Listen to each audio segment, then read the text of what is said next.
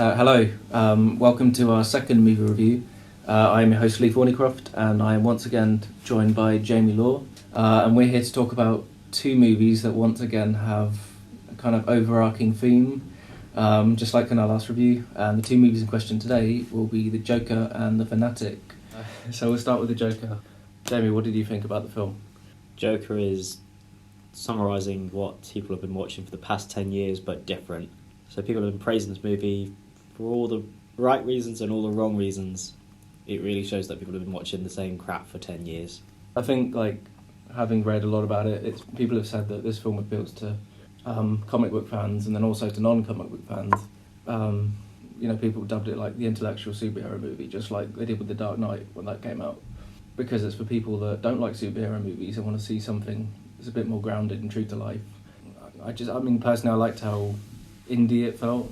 It felt very indie, but it also felt like a movie that was written and then they thought we could make this about the Joker. Like, it's literally two movies mashed together. It's Taxi Driver and King of Comedy, but that's literally what everyone else is saying. Yeah, and Martin Scorsese, I think he was interested in directing it a long time ago. I think his producer is interested in doing it. But right. Obviously, those comments came up a few weeks back that he said superhero movies are roller coasters, and that's true. Like, they're roller coaster movies now. Like, you can't go into a cinema and watch a indie darling film or anything. You have to go to somewhere really independent just to watch that movie. Yeah, but think of it this way: if all of the superhero movies are kind of been referred to as roller coaster movies, they give you a roller coaster of emotions, but you feel that when you're watching the film. But when you come out, do you feel all of those emotions? Do you feel scared? Do you feel like you want to laugh, like you want to cry? Do you feel all those emotions when you come out of the movie? No, but other people do. Like, when you see people leaving the screen and they, after seeing Endgame, they went like, oh my god, that was the best movie ever. The problem was it's forgettable. And it's like, I would rather watch a movie that was consistent in tone, like a horror movie like The Witch, which is just meant to make you feel a sense of dread that lingers with you after you've seen the film, like with the Blair Witch Project. It just makes you feel one emotion, which is dread, and then you feel that afterward. And to me, that's a better experience than sitting for a movie and experiencing everything at once and then forgetting about it when I leave the cinema. Yeah, Joker had like three kinds of emotion because it had three endings, which I really hate in movies. When, like, some movies are good when they have three endings and don't drag it on. Like Lord of the Rings, an epic 3-movie kind of insanity thing, and First Joker film has 3 endings where you got the ending where he gets on the TV show, and then you got the ending in the hospital, and then you got the ending where he's on the car. I expected it to end when it faded to black, when he was standing on the car and then the camera kind of pans away, the music swells, and then the screen goes black. I thought that would be the end of the movie. But I think the ending we got with him in the mental institution made me think a little bit more about the movie, because some people have said that maybe some people said the whole thing took place in the mental institution. Yeah, because all the clocks at the same time, and he's always smoking in certain parts of the movie. And it's established that he's an unreliable narrator. There's a lot of scenes where you see his notebook and it's just full of crude drawings and writing and stuff like that. Yeah, and then the girl he likes, or we're made to believe he likes, turns out to be more of a stranger to him in the end, because he goes into her apartment and she's like, oh, you live down the corridor, don't you? Yeah, that was meant to be a twist, but if you've seen a movie in the past, however long movies have been around, you know that's going to be quite obvious. Or it's like he shoots the 3 guys in the train car and then he goes back to her. It's like, no, that doesn't happen in a Joker movie, that doesn't happen in a superhero movie, it doesn't happen in any movie in real life. It's just such a plot twist that was too obvious. Yeah, and if you don't take it at face value and you look at it as more of an empowerment thing, like he's killed 3 people and then he goes back to the apartment, kisses her because he feels empowered. I mean, it's a very masculine thing to do. Yeah, it's a power fantasy. Yeah, a fantasy, and that's it. That's why it was so obvious that it wasn't real. But I like that some people have said you're not supposed to feel sympathy for the Joker, but rather you're supposed to feel pity for him. Yeah. His character was made to feel unsympathetic. Like in interviews, Joaquin Phoenix said that he made the laugh not a laugh that you want to laugh with. It's like you want to laugh and go like, oh God, this person is horrible. Like it's a film about a horrible character. He's not an anti-hero, he's a villain. And that's the point, he's a villain. Every review that I've read has said that even though it's set in the past, the issues, the political issues that they bring up are still relevant today, and nobody had a problem with that. Yeah. They seem to think that they're timeless issues, poverty, homelessness, those kind of things that the film explores are all relevant today, and I think they still were back then, maybe more so in certain areas of the US. But no, I think some people have said the film started as something else. I think you mentioned it as well, that the script might not have been a Joker script at first. It started out as something completely different, something more in the vein of like Taxi Driver, and then obviously with it being under the name Joker, it's something that's going to attract a lot of people, and that's one of the reasons it's made the money that it has. Yeah. It's made so much money. I think it broke the $1 billion mark or something now. Yeah, nearly $1 billion. But it's the role Joaquin Phoenix is going to get known for. Like, Phoenix deserved an Oscar for The Master, which a lot of people haven't really seen, and I still think that is a far, far superior film. Like, the director does a lot of comedies, and I can tell he does a lot of comedies. Well, it's because he's so direct with his messaging and the way that he delivers information to the audience. In a comedy, it's much more slapstick, and it's meant to be deliberate and obvious. I think you could see some of that in Joker. But, which kind of works for a superhero movie, because superhero movies can never have, they don't have subtle points about issues and... You had the creation of the Joker and the creation of Batman, all within the same kind of time span. Yeah, and also the film's about obsession, with Arthur Fleck being obsessed with Robert De Niro's character.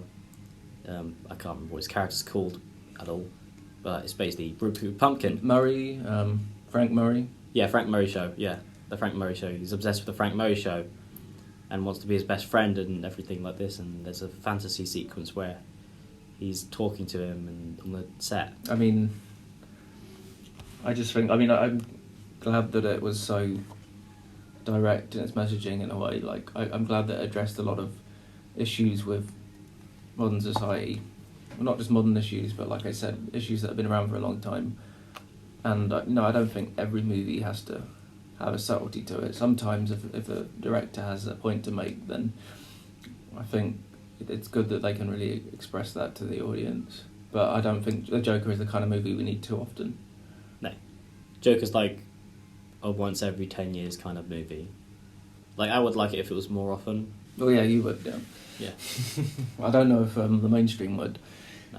But then, I don't know, if you look at the amount of money that it's made... We may see different movies, but hopefully pretty soon. So out of 5, what would you give it? Out of 5 stars? Out of 5, 4.5. Because I gave it a 9 out of 10. I know you gave it a 7 out of 10, didn't you? It's more like a 6 out of 10, really. Why have you changed your score? So I felt like it wasn't enjoyable. I don't want to watch it again. I don't want to see Joker again. It's not one of those movies where I can go oh God, I need to go watch Joker again. It's no, I don't want to watch that again. It's just not enjoyable. It's just so dull and boring and predictable for me that I was just I don't want to watch this again. I disagree. It was kind of predictable in parts, but no, I've seen the movie 3 times. I saw Spider-Man 3 times, not because I liked it, but because 3 different people wanted to see it. Yeah. And because we both work in the cinema, we're getting to movies for free. But with The Joker, the first time I saw it was by myself. And then the second time, I was by myself. The third time, I went with a friend. So... Well, I took my brother to see it, and he actually loved it. But he doesn't watch too many movies. Right. This is another thing I'd want to mention, is that the film's about the creation of a villain and about psychopath, murderer.